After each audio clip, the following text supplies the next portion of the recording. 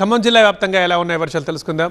మా కరెస్పాండెంట్ నారాయణ లైవ్లో ఉన్నారు. నారాయణ, ఉమ్మడి ఖమ్మం జిల్లా వ్యాప్తంగా వర్షాలు ఎలా ఉన్నాయి? మెయిన్గా భద్రాచలం దగ్గర పరిస్థితి ఏంటి? ఎక్కడైనా ఏమైనా అవాంఛనీయ ఘటనలు, ప్రమాదాలు ఏమైనా జరిగాయా?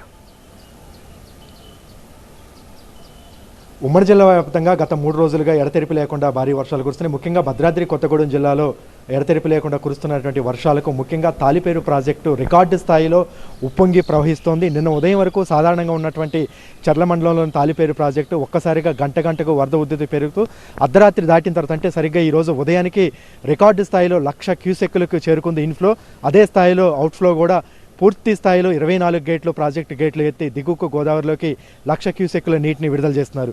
ఈ నేపథ్యంలోనే భద్రాచలం వద్ద గోదావరి కూడా ఒక్కసారిగా వరద ఉధృతి పెరగడంతో ప్రస్తుతం 27.4 అడుగులకు చేరుకుంది. 3,50,000 క్యూసెక్కుల నీటిని దిగువకి విడుదల చేస్తున్నారు. భద్రాచలం వద్ద ఉన్నటువంటి గోదావరి స్నాన ఘాట్లను తాగుతూ వరద ప్రవహిస్తున్నటువంటి నేపథ్యంలో భక్తులు ఎవరు కూడా లోపలికి వెళ్లకుండా జాగ్రత్తలు తీసుకుంటూ గజ ఈతగాళ్లను ఏర్పాటు చేశారు. ఎప్పటికప్పుడు ఇరిగేషన్ అధికారులు పరిస్థితిని అయితే పర్యవేక్షిస్తున్నారు. ఇంకా ముఖ్యంగా ఎగువ నుంచి వస్తున్నటువంటి వరదతో మరింతగా పెరిగే అవకాశం ఉన్నటువంటి నేపథ్యంలో ఎప్పటికప్పుడు అధికారులు సమీక్ష నిర్వహిస్తున్నారు. ముఖ్యంగా భక్తులు ఎవరైతే ఉన్నారో వాళ్ళని లోపలికి స్నానాలకు వెళ్లకుండా తగు జాగ్రత్తలు తీసుకుంటున్నారు. ఇక తాలిపేరు ప్రాజెక్టుకు సంబంధించి ప్రాజెక్టు మన దగ్గర ఉన్నప్పటికీ ఎగువన ఉన్నటువంటి క్యాచ్మెంట్ ఏరియా ఛత్తీస్గఢ్ నుంచి పెద్ద ఎత్తున కూడా భారీగా వరద ఒక్కసారిగా అకస్మాత్తుగా నేను ఉదయం నుంచి పెరుగుతూ వస్తున్నటువంటి నేపథ్యంలో ఈ సీజన్లోనే ఎప్పుడూ లేని విధంగా తొలిసారిగా 1,00,000 క్యూసెక్కుల వరద ఒక్కసారిగా రావడంతో ఇరిగేషన్ అధికారులు వెంటనే అప్రమత్తమై గేట్లు ఎత్తుతూ వచ్చారు. ఇప్పుడు పూర్తి స్థాయిలో గేట్లు ఎత్తి 1,00,000 క్యూసెక్కుల నీటిని దిగువకు విడుదల చేస్తున్నారు. అదంతా గోదావరిలో కలవటం వల్ల గోదావరి కూడా ఒక్కసారిగా